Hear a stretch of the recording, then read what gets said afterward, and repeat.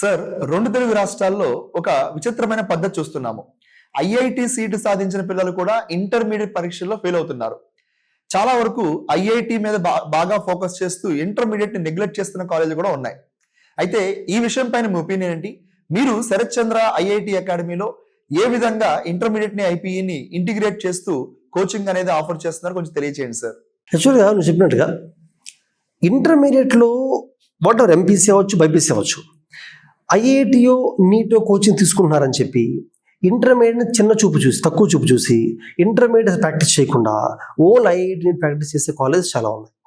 అయితే కొంతమంది మరీ బ్రైట్ స్టూడెంట్స్, లేకపోతే వాళ్ళకి మంచి రైటింగ్ స్కిల్స్ ఉంటారు కొంతమంది, వాళ్ళు ఓకే సమ్హౌ వాళ్ళు మేనేజ్ చేయగలరు.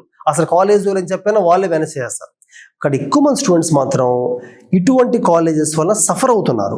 ఫర్ ఎగ్జాంపుల్, మనకు తెలిసే ఈ మధ్య కాలంలో కొన్ని కాలేజ్ పిల్లలు ఐఐటిలో మంచి మార్కులు వచ్చినప్పటికీ ఇంటర్మీడియట్లో మినిమం పర్సంటేజ్ రావాలి. ఇంటర్మీడియట్లో పాస్ అయితే సరిపోదు, ఐఐటిలో సీట్ రావాలంటే మినిమం మార్క్స్ రావాలి, కట్ ఆఫ్ ఉంటుంది.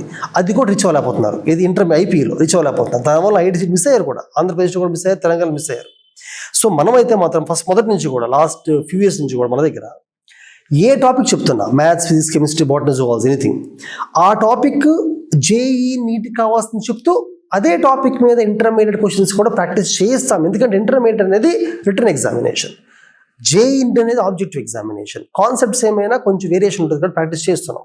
అండ్ ప్యారల్గా తీసుకెళ్ళడం వల్ల పిల్లలు కూడా కొంచెం కాన్ఫిడెన్స్, అంటే ఐపీ సిలబస్ కూడా మనం ఫినిష్ చేస్తున్నాం, ఇంటర్మీడియట్ అయిపోతున్నాం నమ్మకం వస్తుంది. అలా కాకుండా లాస్ట్ పడేస్తే ఏమవుతుంది, లాస్ట్లో తక్కువ టైంలో ప్రెషర్ ఫీల్ అయ్యే మార్క్స్ తక్కువ వస్తాయి. ఇంకొకటి, ఇంటర్మీడియట్ మార్క్స్ తక్కువ అని చేయకూడదు. నాకు ఇంటర్మీడియట్ మార్క్స్ ఒక వాల్యూ ఇప్పటి నుంచో తెలుసు. ఎందుకంటే ఇంటర్మీడియట్లో మంచి మార్క్స్ వస్తే కేవలం ఇంటర్మీడియట్ మార్క్స్ మీద బేస్ అయ్యి ట్రిపుల్ గచ్చిబౌలి, హైదరాబాద్ సీట్ వస్తుంది.